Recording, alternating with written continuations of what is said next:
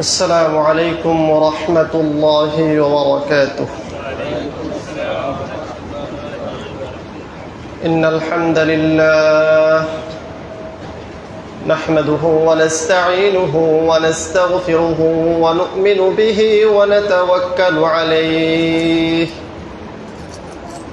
ونعوذ بالله من شرور أنفسنا ومن سيئات أعمالنا من يهده الله فلا مضل له ومن يضلله فلا هادي له ونشهد أن لا إله إلا الله وحده لا شريك له ونشهد أن سيدنا وسندنا وحبيبنا ومولانا محمد صلى الله تعالى عليه وعلى آله وأصحابه وبارك وسلم تسليما كثيرا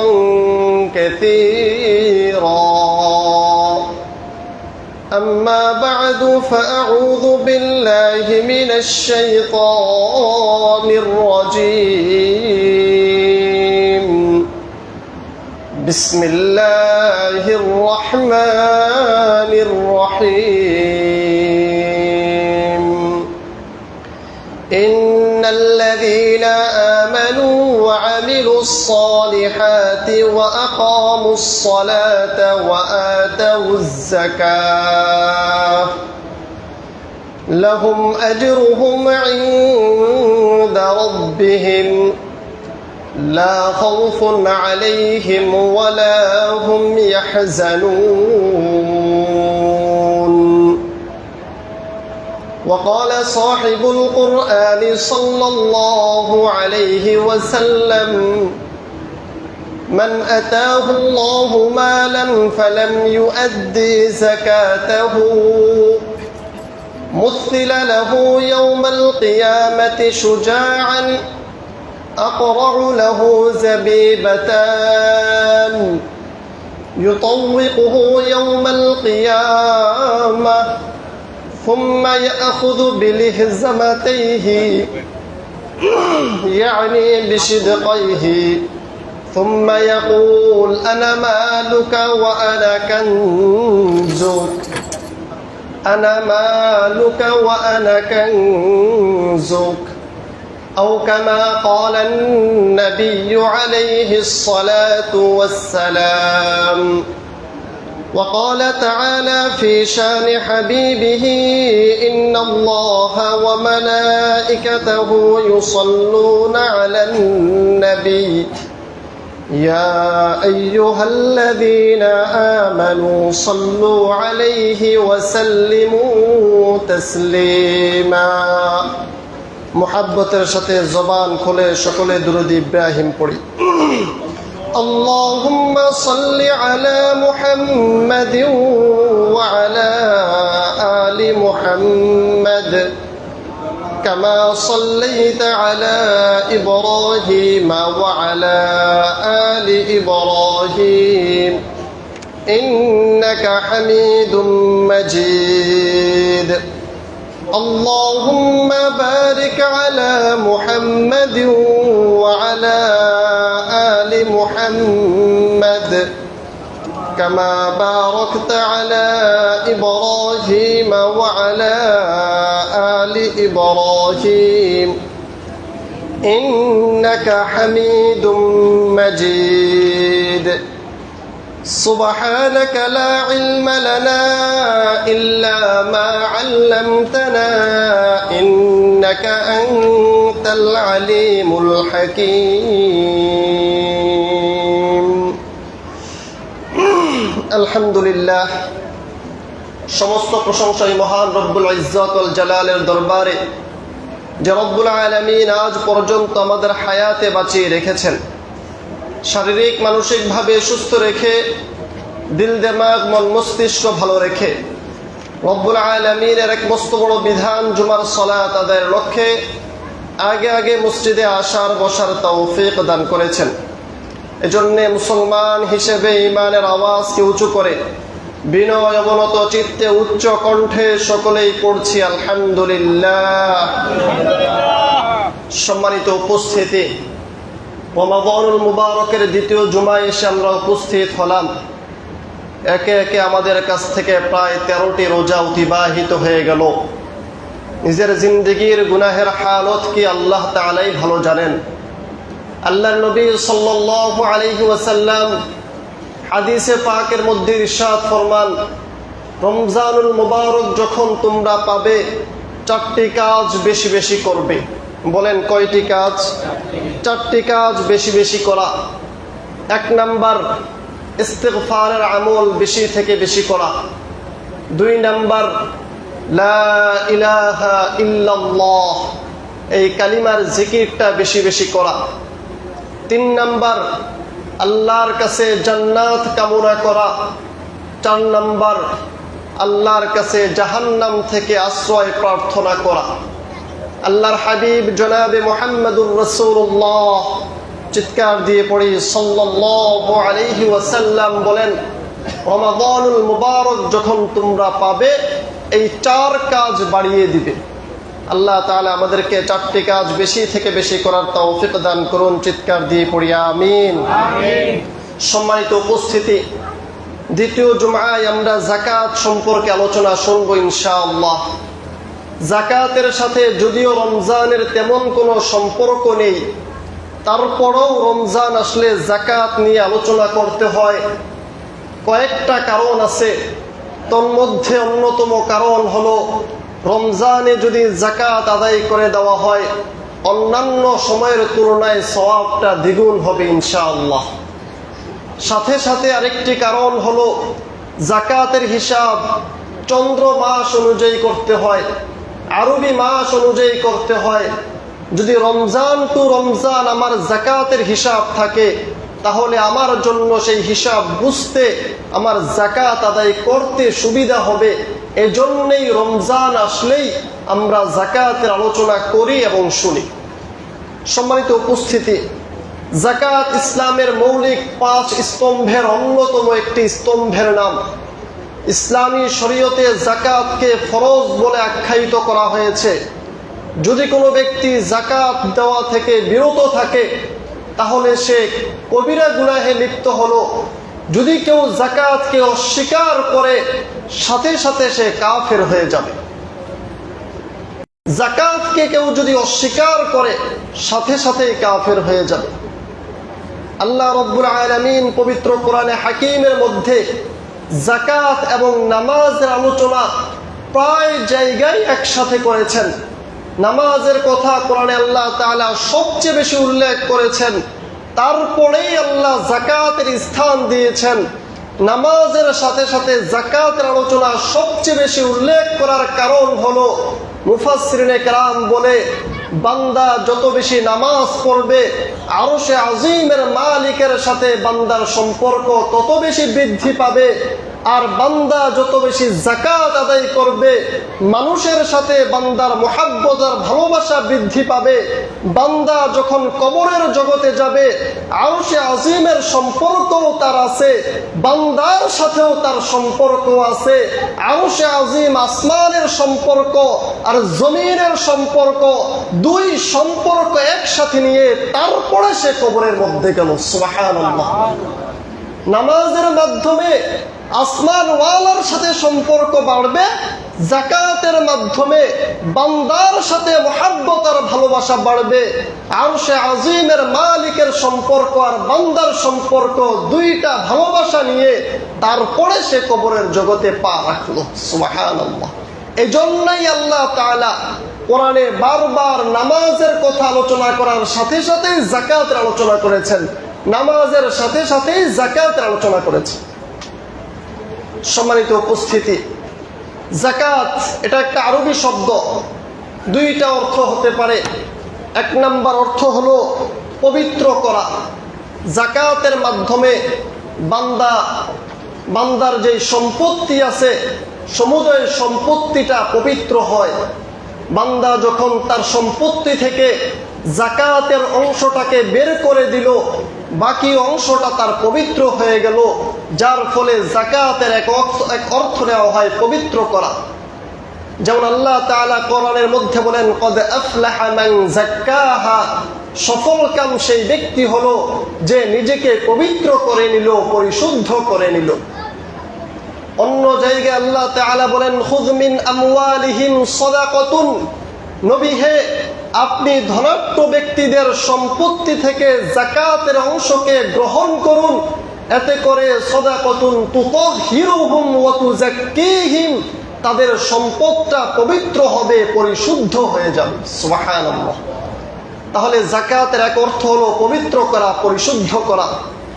যাকাতের দ্বিতীয় অর্থ হলো বৃদ্ধি পাওয়া। যাকাত যখন বান্দা প্রদান করবে, যাকাত যখন বান্দা দিয়ে দিবে, তখন আমাদের স্বাভাবিক চোখে আমরা দেখতে পারবো আমাদের সম্পত্তি কমতেছে, কিন্তু আল্লাহ বলে, বান্দা তুমি তোমার স্বাভাবিক দৃষ্টিতে দেখতে পারবে যাকাতের মাধ্যমে সম্পদ কমছে, কিন্তু বাস্তবিক পক্ষে কমে নাই, তোমার সম্পদ কেমন যেন বৃদ্ধি পেল। সুবহানাল্লাহ। বুঝতে একটু অসুবিধা হচ্ছে, বুঝতে একটু কষ্ট হচ্ছে। উদাহরণ নেন, যখন আমরা আমাদের মাথার চুল কাটি, মাথার চুল একবার কাটলে এটা ছোট হয় কি হয় না? বলেন 10 দিন পরে এই চুল ছোটই থাকে না আস্তে আস্তে বড় হতে থাকে? বড় হতে থাকে, বৃদ্ধি পেতে থাকে। স্বাভাবিক দৃষ্টিতে দেখলাম চুলটা কাটার কারণে ছোট হয়েছে, কিন্তু তার কিছুদিনের মাথায় এই চুল বড় হয়ে আবার বাবরির আকার ধারণ করেছে, আবার সেলুনে গিয়ে টাকা দিয়ে ওই চুল আবার কাটতে হয়। কিন্তু ওই যে জন্মগ্রহণ করেছি 60-70 বছর হায়াতে জিন্দেগির মধ্যে কোনোদিন আমি আমার ভ্রুতে কেচি লাগাই নাই, আমি আমার চোখের পাপড়িতে কোনোদিন কেচি লাগাইনি, কিন্তু প্রকারান্তরে এই পাপড়ি নির্দিষ্ট সীমায় এসে আটকে আছে, আর সেটা বৃদ্ধি পাওয়ার সুযোগ পাচ্ছে না। আপনারা যারা দাড়ি শেভ করেন, আপনারা যারা মুছ শেভ করেন, এটা যখন কাটবেন, কাটার পরে দেখবেন এটা আরো মোটা হয়ে উঠে, আরো বড় হয়ে উঠে, এটা আরো জায়গা বেশি দখল করে তারপরে উঠে। আর যারা কাটে না তাদেরটা স্বাভাবিকভাবেই চিকন থাকে, কোনো সমস্যা তেমন হয় না। মুহতারাম হাজরিন, তাহলে বলতেছিলাম যাকাতের দুই অর্থ। এক অর্থ হলো যাকাতের মাধ্যমে বান্দার সম্পত্তি পবিত্র হয়। দুই নাম্বার অর্থ হলো যাকাতের মাধ্যমে বান্দার সম্পত্তি বৃদ্ধি পায়। আল্লাহ তাআলা কোরআনে হাকিমের মধ্যে সেই কথাই উল্লেখ করে বলেন, ইয়ামহাকুল্লাহুর রিবা ওয়া ইউরবিস সাদাকাত। আল্লাহ বলেন, যারা সুদের সাথে জড়িত, যারা ঘুষের সাথে জড়িত, যারা হারাম লেনদেনের সাথে জড়িত, যারা হারাম কাজকর্মের সাথে জড়িত, যারা অর্থ উপার্জন করে হারামের মাধ্যম গ্রহণ করেছে, তারা হারামের মাধ্যম গ্রহণ করে সম্পত্তি বৃদ্ধি করতে পারে, কিন্তু দিন শেষে তাদের এই সম্পত্তি তাদের হাতের নাগালে থাকবে না, দিন শেষে তাদের সম্পত্তি তাদের কাছে থাকবে না। ইয়ামহাকুল্লাহুর রিবা, ওই সুদকে আল্লাহ তাআলা এক সময় নিঃশেষ করে দিবেন, ওই সুদকে এক সময় শেষ করে দিবেন, ওই সুদকে এক সময় মাটির সাথে মিশিয়ে দিবেন। ওয়া ইউরবিস সাদাকাত, আর যারা দান সদকা করবে, যারা যাকাত প্রদান করবে, দিন শেষে আল্লাহ তাআলা তাদের সম্পদকে দ্বিগুণ থেকে দ্বিগুণ বৃদ্ধি করে দিবেন। সুবহানাল্লাহ।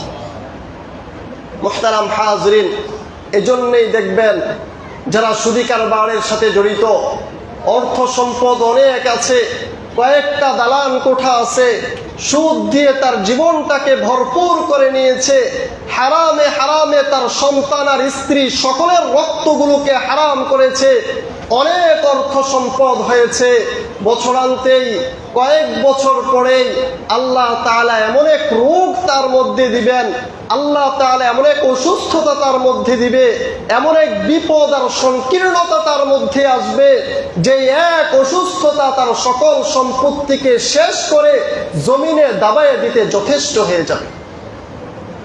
এই জমিনে আমি হাজারো দৃষ্টান্ত আপনাদেরকে দিতে পারবো, হাজারো দৃষ্টান্ত দিতে পারবো।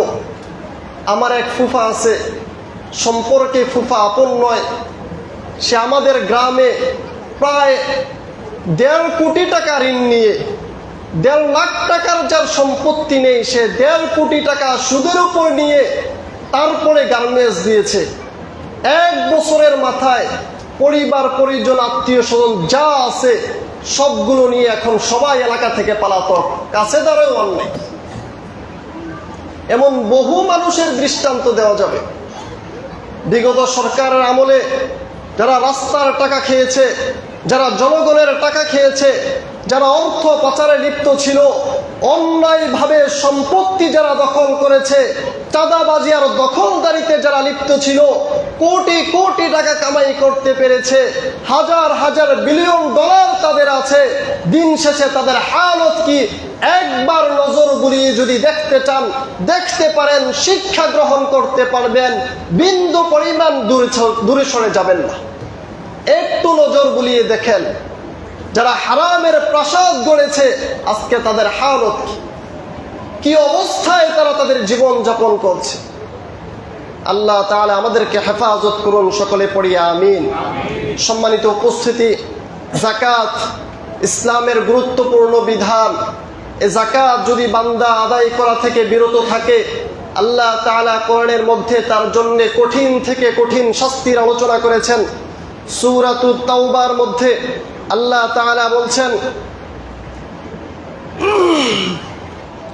সূরাতুত তাওবার 35 নম্বর আয়াতের মধ্যে আল্লাহ তাআলা বলছেন, والذين يكنزون الذهب والفضة ولا ينفقونها في سبيل الله فبشرهم بعذاب أليم والذين يكنزون الذهب والفضة যারা স্বর্ণ রূপ গচ্ছিত করে রাখে, যারা স্বর্ণ রূপাকে তাদের পঞ্জীভূত করে রাখে, ঘরের মধ্যে লুকিয়ে রাখে, ব্যাংক ব্যালেন্স করে শুধু বাড়ির পরে বাড়ি নির্মাণ করতে থাকে, ওয়ালা ইউনফিকুনাহা ফি সাবিলিল্লাহ, আল্লাহর রাস্তায় খরচ করে না, যাকাত যথাযথভাবে আদায় করে না, নবী হে ফাবাশশিরুহুম বিআযাবিন আলীম, আপনি তাদেরকে বেদনাদায়ক শাস্তির সুসংবাদ দিন। বলেন, মাইরের কোনো সুসংবাদ হতে পারে? মাইরের কোনো সুসংবাদ হতে পারে? মাইরের তো দুঃসংবাদ হবে, মাইরের আবার সুসংবাদ কিসের? আল্লাহ তাআলা সুসংবাদ উল্লেখ করে আমাদের সাথে একটু তিরস্কার করলেন, একটু টিটকারি করে বলছেন তোদের জন্য সুসংবাদ আছে। ওই যে মা, সারাদিন বাড়িতে আসি নাই, পুরা এলাকা টই টই করে ঘুরে বেরিয়েছি, সন্ধ্যা যখন আসছে বাড়ির আশেপাশে যখন ঘুরি, মা বলে আস বাড়িতে, তোর জন্য মজা রেডি আছে। বলে কি বলে না? আসলে কি মজা রেডি আছে? আসলে তো মজা রেডি না। একটু টিটকারি করে সন্তানকে বললো, কত ধানের কত চাল, কত মজা, এটা বুঝবি আজকে। আল্লাহ এই কাজটাই করছে, ফাবাশশিরুহুম বিআযাবিন আলীম। অর্থ সম্পদ খালি জমাইছো, যাকাত সঠিকভাবে আদায় করো নাই, কত ধানের কত চাল, কত মজা, এটা বুঝবা বান্দা। কি বুঝবা? আল্লাহ পরে বলছেন, ইয়াউমা ইউহমা আলাইহা ফি নারি জাহান্নাম। কামারের দোকানে গিয়েছেন আপনারা কেউ? কে কে গেছেন দেখি কামারের দোকানে?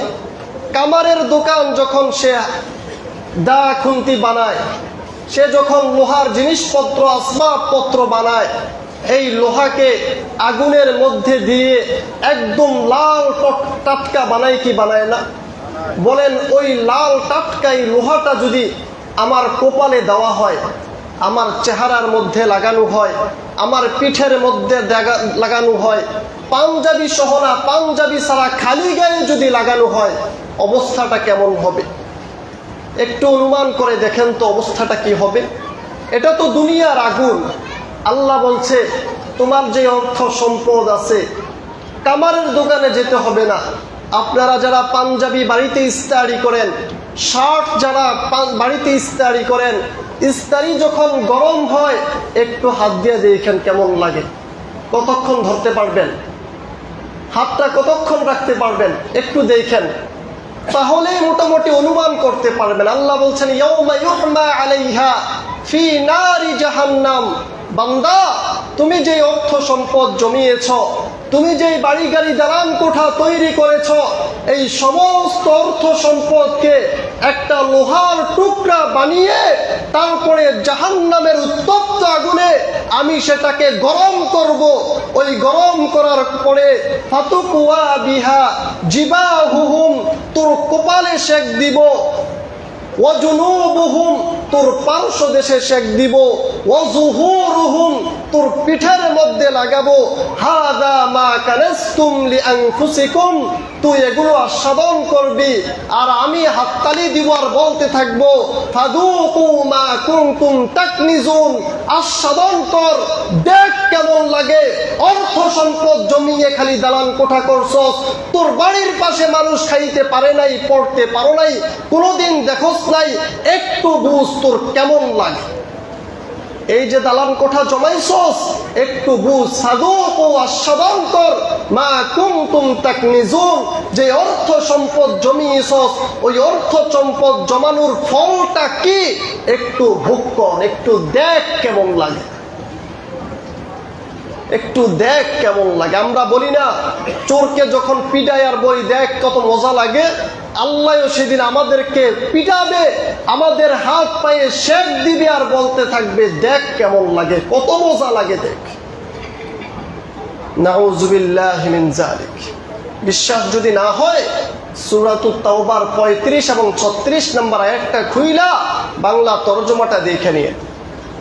রাসূলুল্লাহ সাল্লাল্লাহু আলাইহি ওয়াসাল্লাম হাদিসে পাকের মধ্যে ইরশাদ করেন, মান আতাহুল্লাহু মালান ফালাম ইউআদ্দি যাকাতাহু মুথিলা লাহু ইয়াওমাল কিয়ামাতি শুজাআন আকরাউ লাহু যাবিবাতান।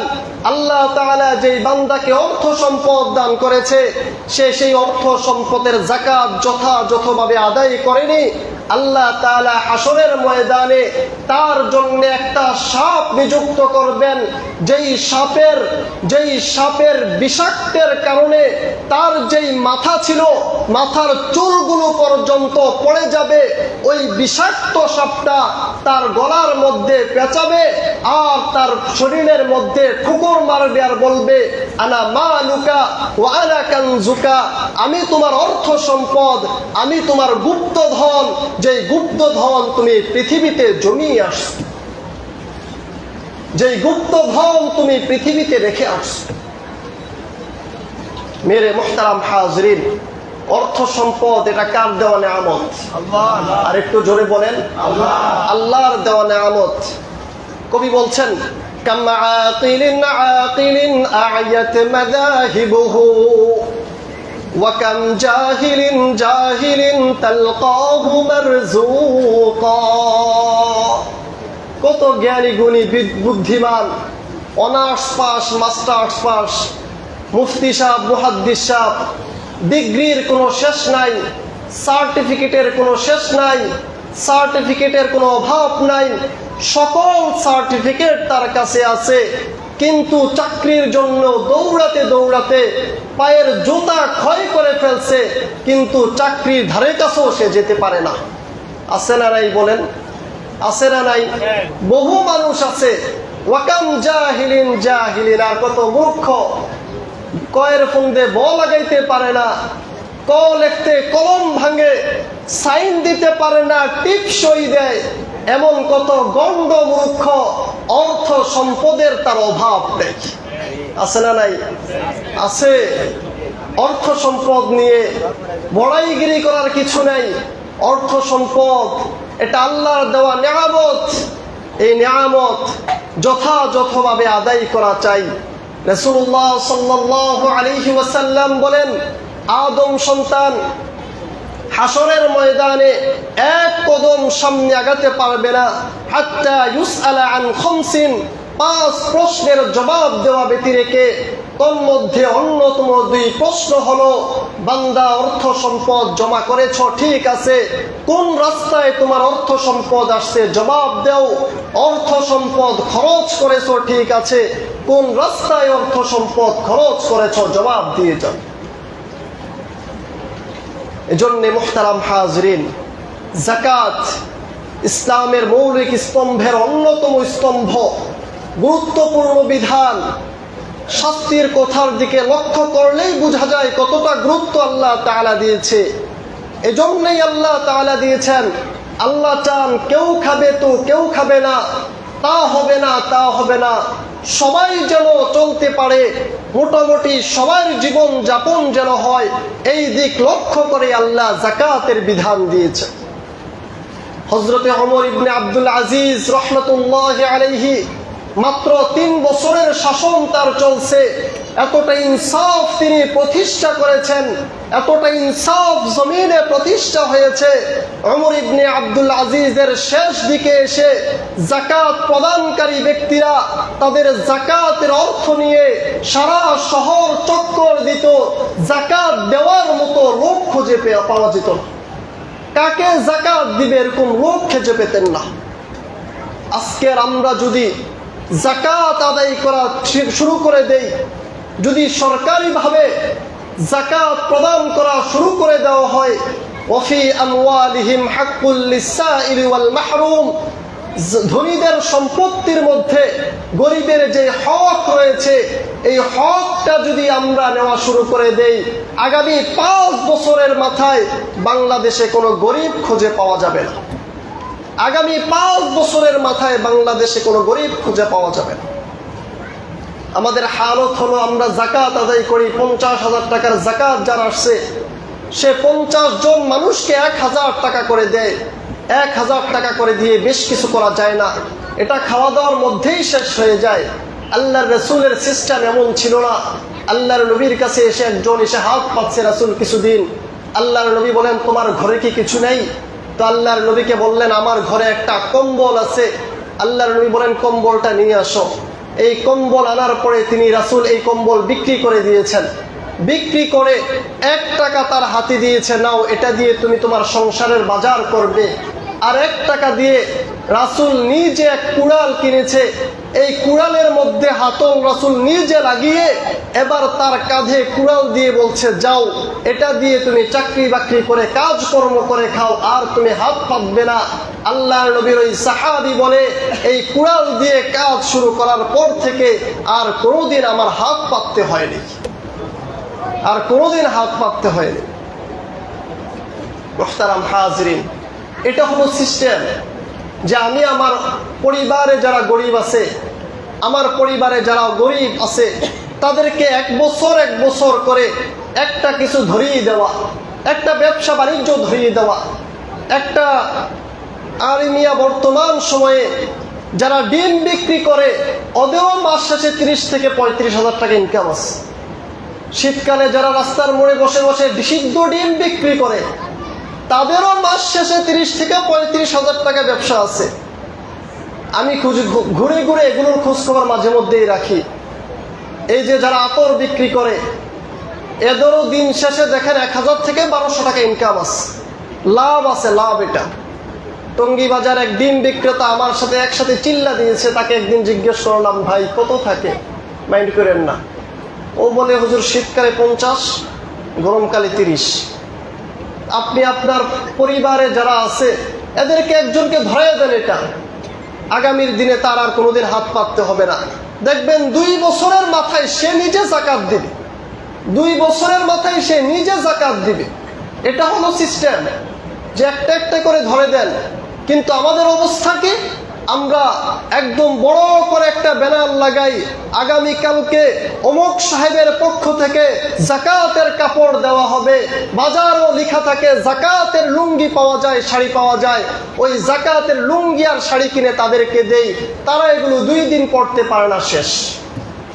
আর যারাও পড়তে পারে আর আরেকজনের কাছে বিক্রি করে দেয়। আপনি কিনছেন 600 টাকা দিয়ে, তার তো শাড়ির দরকার নাই, ঔষধের দরকার, তার তো শাড়ির দরকার নাই, চাউলের দরকার।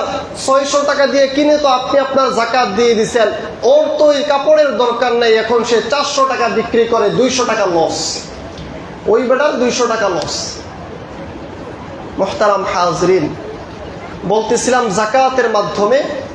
জাকাতের মাধ্যমে দারিদ্রতা মোচন করা সম্ভব। এখন তো কিছু ভিখারি পাওয়া যায় রাস্তায় রাস্তায়, ওদের এটা প্রফেশন, এটা ব্যবসা। এটা আমি এক ভিক্ষুক আমার কাছে হাত পাচ্ছে পড়ে আমি বললাম যে তোমাকে এক বক্স আতর কিনে দেই, এটা 60 টাকা কিনা 100 টাকা তোমার বিক্রি, তুমি সুস্থ মানুষ, রাস্তায় রাস্তায় তো হাঁটতেই আসো, আতর নিয়ে হাঁটো, এটা নিয়ে ব্যবসা করো, সমস্যা নাই, তোমাকে আমি 100 টাকা দিব না এই 60 টাকা দরের 1 ডজন আতর কিনে দিব।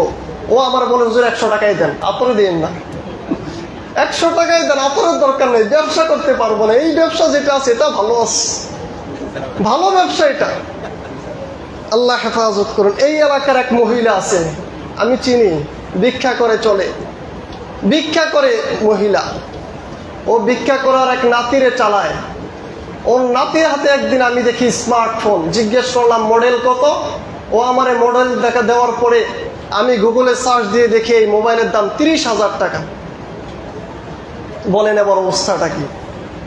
ওর নানি ভিক্ষা করে আর নাতি 30,000 টাকা দিয়ে মোবাইল চালায়, অবস্থাটা বলেন এবার কি এনে? আবার 30,000 টাকা দিয়ে তো কিনছে এটাকে, মাস শেষে এটার ভর্তুকি আছে, এটার পিছনে খরচ নেই, মোবাইলের পিছনে মাস শেষের খরচ নেই, আছে লম্বা এক খরচ আছে।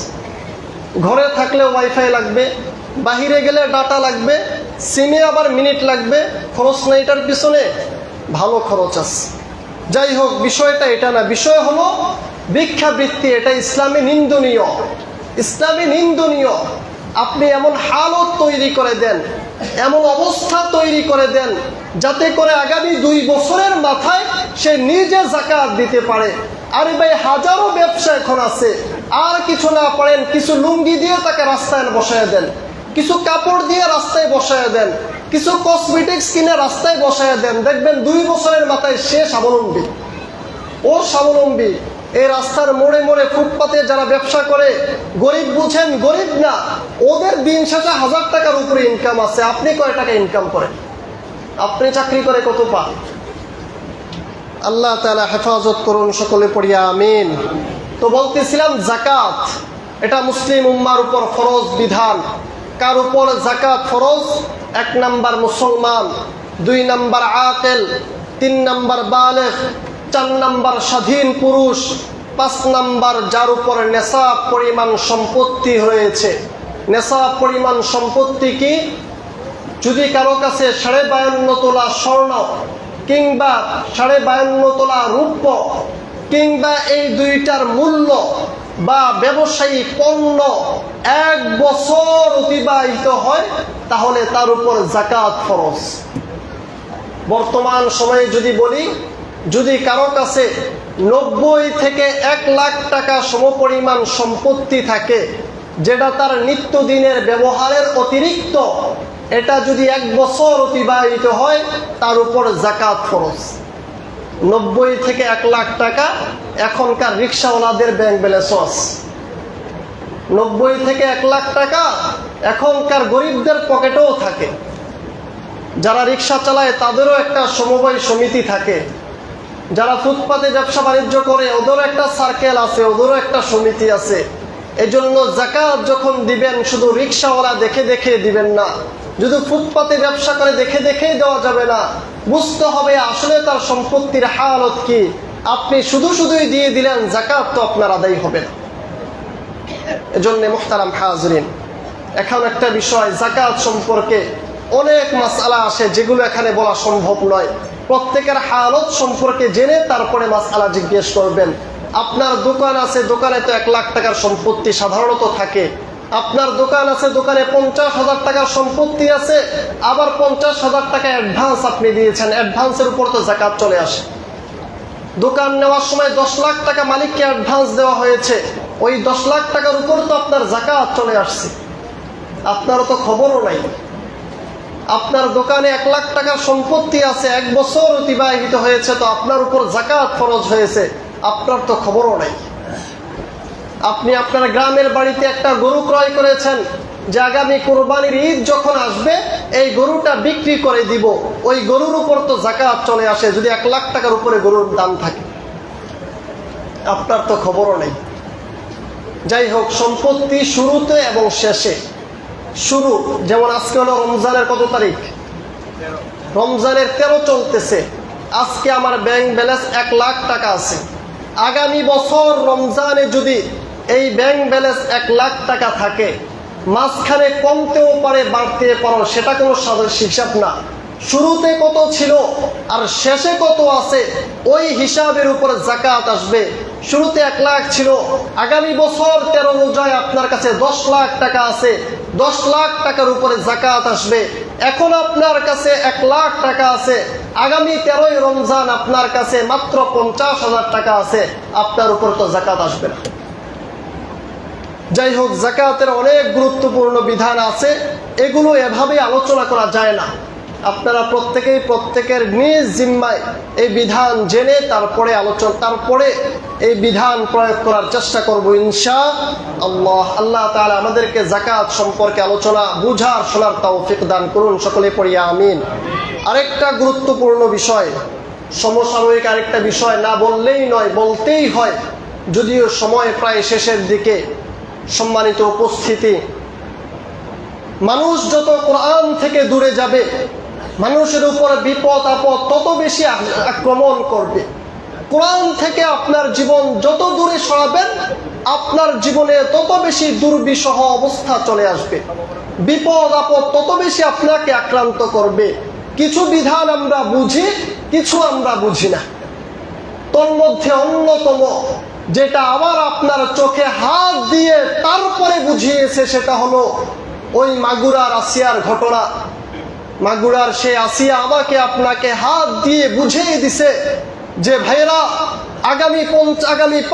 গত 5 বছরে ধর্ষণের হাজার হাজার ঘটনা ঘটলো, তোমরা আল্লাহর বিধান প্রয়োগ করো নাই, হাজার হাজার ঘটনা ঘটছে, বিভিন্ন ভাবে তারা পার পেয়ে গেছে, যার ফলে আজ আমি আমার জীবনটা দিয়ে দিলাম। আপনি যদি কোরআনের বিধান মতো কয়েকটা শাস্তি কার্যকর করে ফেলতেন, আল্লাহর কোরআন যেটা বলছে, আশ-শাইখু ওয়াশ-শাইখাতু ইযা যানায়া ফাজলিদুহুমা নাকারাম মিনাল্লাহ, এই যদি কোনো ব্যক্তি ধর্ষণ করে তাহলে জুমার মসজিদের মাঠের মধ্যে তার অর্ধেক গাড়িয়ে দাও, অর্ধেক গেড়ে তারপরে এখন যেমন খতিব সাহেব সংবাদ দেয়, রাস্তার দরজার পাশ থেকে মিষ্টি বিতরণ হচ্ছে, সবাই যাওয়ার সময় তার তবারক নিয়ে যাবেন, তখন খতিব সাহেব সংবাদ দিবে রেল লাইনের সেই পাথর নিয়ে আসা হয়েছে, 2 গেটের মধ্যে পাথর রাখা হয়েছে, প্রত্যেকেই যাওয়ার সময় পাথর নিয়ে যাবেন। একজন ধর্ষক মাঠের মধ্যে শোয়া আছে, তাকে পাথর নিক্ষেপ করবেন, এত বেশি নিক্ষেপ করবেন, নিক্ষেপ করতে করতে ধর্ষক যেন জায়গায় ডেড স্পট হয়ে যায়, জায়গায় সে নিঃশ্বাস হয়ে যাবে। কয়েকটা বিধান কার্যকর করেন, সব ঠান্ডা হয়ে যাবে, সব ঠান্ডা হয়ে যাবে, একটাও আর থাকবেন না। কোথায় আছেন আপনি? আল্লাহ বলছে, আমি মানুষ সৃষ্টি করছি, ইনিল হুকমু ইল্লা লিল্লাহ, আমি জানি এই মানুষকে কেমনে সোজা করতে হয়। আল্লাহর নবী বলে, কখনো ফু দিছো আর পাথর এখান থেকে সরে গেছে, ফু দিয়ে পাহাড় সরিয়ে ফেলছো, বিশ্বাস করবা, কিন্তু তার যে আখলাক চরিত্র এটা ভালো হয়ে গেছে, বিশ্বাস করতে একটু দেরি করবা। ও ধর্ষণ করে 1 বছর 2 বছর জেল খেটে এসে ও যে চরিত্র ভালো হয়ে গেছে, বিশ্বাস করতে একটু দেরি করবা, খুব সহজে বিশ্বাস করবা না। এজন্যই আল্লাহ বলে, ধর্ষক যে ধর্ষণ করবে জায়গায় ডেড স্পট, কোনো কথা নাই, আর সাথে সাথেই শেষ, আর কোনো কথা নাই, এভাবেই মানুষ চলবে। আল্লাহ কয়, আমি বানাইছি, আমি জানি না? তুমি মিয়া গণতন্ত্রের দোহাই দিয়ে, অমুকতন্ত্রের দোহাই দিয়া তা করে না করে ভিন্ন আইন প্রয়োগ করে এই মানুষকে সোজা বানাইবা, এত সহজ না। আল্লাহ বলছে এত সহজ না, আমি মানুষ বানাইছি, আমি জানি, আমার থিওরি থেকে ভিন্ন পথে যাইবা, কোনো কাজ হবে না, মানুষ সোজা হবে না। আল্লাহর নবী সাল্লাল্লাহু আলাইহি ওয়াসাল্লামের এক পালক পুত্র ছিল যায়েদ, তার এক নাতি ছিল আল্লাহর নবীর পালক পুত্রের নাম হারেস না, যায়েদ তার পালক পুত্রের নাম। ওই পালক পুত্রের ছেলের নাম হলো হারেস। আল্লাহর নবীর এক মহিলা চুরি করছে। সাহাবাই কেরাম চিন্তা করলো, কুরাইশ বংশের মহিলা চুরি করছে, আল্লাহর নবী তখন ধৈরা হাতটা কেটে দিব। এই মহিলা যতদিন বেঁচে থাকবে সারা জীবন মানুষ তিরস্কার করবে, কুরাইশ বংশের মহিলা চুরি করছে, হাত কেটে দিছে, দেখ তোরা। কিন্তু যদি চুরি করে হাত না কেটে ভিন্ন কোনো শাস্তি দেয়, একদিন দুই দিন, এক বছর দুই বছর পরে এটা মানুষ আর মুখে মুখে থাকবে না, মানুষ আর এটা মনে করবে না। হযরত সাহাবায়ে কেরাম পরামর্শ করে বলতেছে, আবু বকর তুই গিয়ে রাসূলের একটু সুপারিশ কর। আবু বকর বলে আমার সাহসে কুলায় না। ওমর রে বলে তুই কর, ওমর কয় সাহসে কুলায় না। ওসমান রে কয় তুই কর, কয় সাহসে কুলায় না। আলী তুই কর, কয় সাহসে কুলায় না। তাহলে কে করবে? আল্লাহর নবীর নাতি হারেসকে আল্লাহর নবী অনেক ভালোবাসে, ওরে পাঠা শিখিয়ে দিয়ে। হারেস ছোট মানুষ, বুঝে না সব কিছু। আল্লাহর নবী আসন গেড়ে বসে আছে, হারেস গিয়ে আল্লাহর নবীর ওই আসনে বসে কাঁধের মধ্যে তার চেহারা রেখে, এই কান বরাবর মুখ রেখে তারপরে বলতেছে, দাদা ভাই যার বিচার করবেন ও কুরাইশ বংশের মহিলা, ওর যদি এই হাতটা কেটে দেন আগামী প্রজন্ম কুরাইশ বংশকে তিরস্কার করবে, ভিন্ন কোনো শাস্তি প্রয়োগ করা যায় কিনা। এটা বলতে দেরি আল্লাহর নবীর চেহারাটা একদম আনারের মতো লাল হয়ে গেছে। আল্লাহর নবী হারেসকে ঠাস করে কোল থেকে ফেলে দিয়ে সাহাবায়ে কেরামকে রক্ষা বলতেছে, কোন সে লোক যে আমার কাছে বেইনসাফির আবদার করে, যে আমার কাছে বেইনসাফির পরামর্শ দেয়। আমি আমার সন্তান ফাতেমাও যদি কোনোদিন চুরি করত, তবে আমি ফাতেমার হাত কেটে হলেও চোরের শাস্তি কার্যকর করতাম। এছাড়া ভিন্ন কোনো পথ নেই যে পথে মানুষকে ঠিক করা যায়। আজকে আমি এই মেয়েকে ছেড়ে দিলে কুরাইশ বংশের আরেক মহিলা আরো বড় কাজ করবে, আরেকজনকে ছেড়ে দিলে আরো বড় কাজ করবে।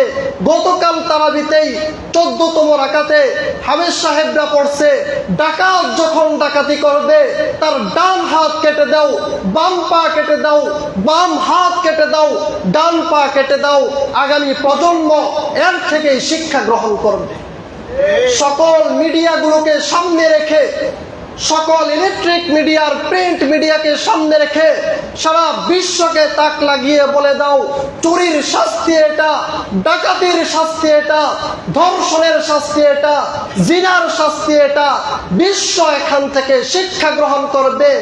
এছাড়া এই মানুষকে সোজা করার ভিন্ন কোনো পথ নাই, ভিন্ন আর কোনো পথ নাই। আল্লাহ তাআলা বুঝার আমল করার তৌফিক দান করুন, আমিন। ওয়া মা আলাইনা ইল্লাল বালাগ। ওয়াসসালামু আলাইকুম ওয়া রাহমাতুল্লাহ।